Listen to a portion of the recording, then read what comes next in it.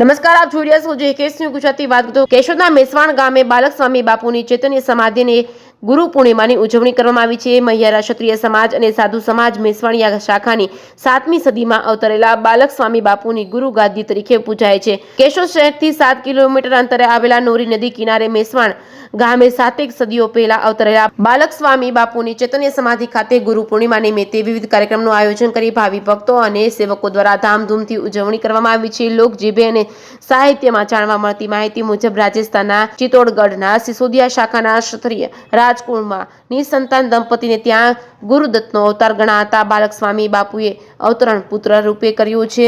તેને લઈને આજ રોજ ગુરુ પૂર્ણિમાને લઈને કેશોદ તાલુકાના મેસવાણ ગામે ધામધૂમથી ઉજવણી થઈ રહી છે। કેશોદના મેસવાણ ગામે બાલક સ્વામી બાપુના આશ્રમે બાળકો માટે બટુક ભોજન સહિત વિવિધ ધાર્મિક કાર્યક્રમની ઉજવણી કરવામાં આવી હતી।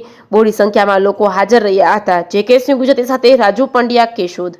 ગુરુર બ્રહ્મા ગુરુર વિષ્ણુ ગુરુર સાક્ષાત પરબ્રહ્મા ગુરુર દેવો તસ્મૈ નમઃ।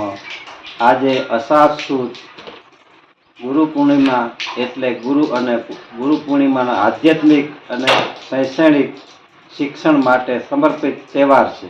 ગુરુ પૂર્ણિમા એટલે ગુરુ અને શિષ્યના સંબંધનું પર્વ છે।